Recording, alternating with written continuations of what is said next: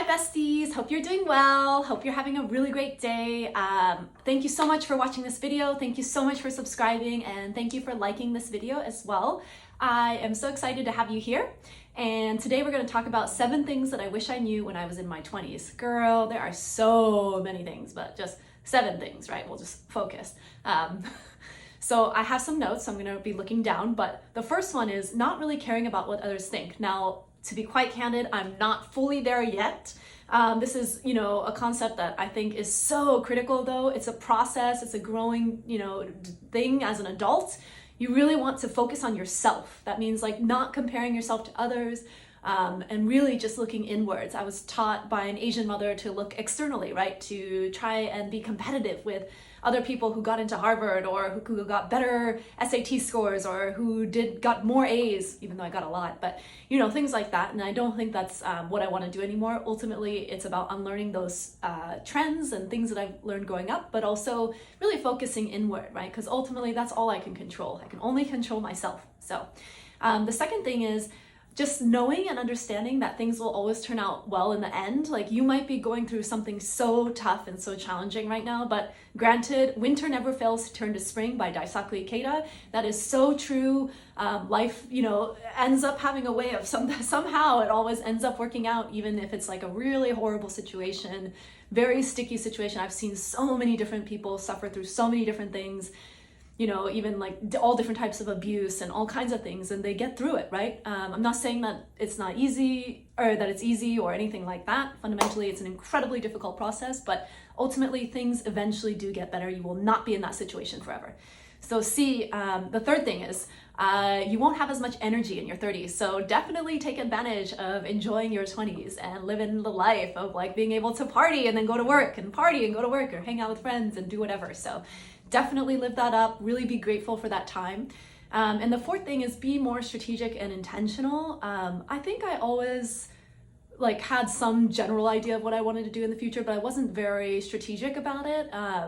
So I think having mentors, having role models, looking at people's LinkedIns who you want to be, like let's see, you want to be CMO, well, how did they get there, right? What kind of things did they do? And obviously every path is unique. There's so many ways to get to point Z, right? So many ways, and you may change your mind. You may not actually want to get to point C, right? Which is what happened to me. Like I wanted to be CMO when I was in my 20s, but I realized that's not really what I want anymore.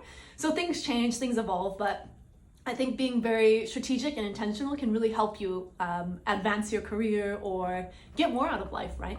Fundamentally. And then the fifth thing is you will get through it. No matter what, you will be okay. I think really understanding that. I had a lot of different obstacles throughout my life, especially in my 20s. And I think fundamentally just having that hope, that sense of hope and determination that no matter what, I will be okay, was really, really helpful. Because, life throws so many curveballs. I mean, the pandemic, nobody would have anticipated, right? That literally was not something anybody in the world had really thought about, except maybe some videos and some movies in Hollywood and things like that, but in some books, some writers, but ultimately that was kind of a catastrophic event that nobody could have totally anticipated, right? And so, that was my 5th tip. My 6th tip is personally for me, so this might not be true for anybody else, but for me, I won't be ready to get married until my 30s. I think when I turned 25, my mother started asking, or telling me or suggesting that I start dating for marriage, but I was like, no, I'm way too young for that. I'm not ready for marriage. And I was fundamentally right. I think things changed. I moved to Japan, and then I saw, everyone else is married by that time, but fundamentally it doesn't matter what everyone else does. You have your own career path. You have your own life, right? It's only your life to live. And so you really need to stay true to yourself. And so for me, I think I started wanting to get married around the age of 29. And I think some of that was, because of the situation that I was in living in Japan, where everyone literally was married by 25.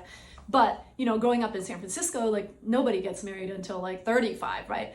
I mean, that's exaggerating a little bit, but the vast majority of people don't get married until at least 30, right? So anyways, I was really happy to be in that state of mind in my 29, 30. I don't think I got married till I was 30 or 31, but ultimately just, it doesn't even matter. You can get married at 60, 70, never get married. I mean, girl, if you look up statistics, single women in the USA are the happiest category of people in the USA. So you don't need to get married. There's no pressure to get married. Don't do it until you're really ready and you really find the right person and really know what you want, right, in life. So the last one, number 7, is take tons of breaks and enjoy life. Like, I was never in the mindset that, oh, I can only take 2 days off here, or like 1 week here is too much. Like, I just realized, like, I saw so many of my elderly family members and people that I knew in my life who had a lot of money or enough money to travel, but had like hip surgery and knee surgery and, you know, had like migraine headaches, and they just like couldn't travel anymore because it was just too uncomfortable. Like, they're bigger and they can't fit in the seats, or, you know, just like all the plane seats are small, and just a lot of things, right? Like, you don't know what life is gonna look like when you're 50, or even if you're gonna be alive, right? So fundamentally, I totally believe in traveling now and really experiencing life now before you settle down, before you have kids, especially I just feel like it's so important, right, to really travel and explore the world and see what life has to offer beyond this little microcosm of your little life, right? There's only so much you could know if you've only lived in one city, you've only been to a couple surrounding cities, you've never really explored. The life is so vast, right? And I think traveling really helps you to see that. There's so many incredible unconscious and so many wonderful benefits of traveling. So anyways, hope that helps you, and thank you so much for watching my 7 tips that I wish I knew when I was in my 20s. So thanks, besties. Bye.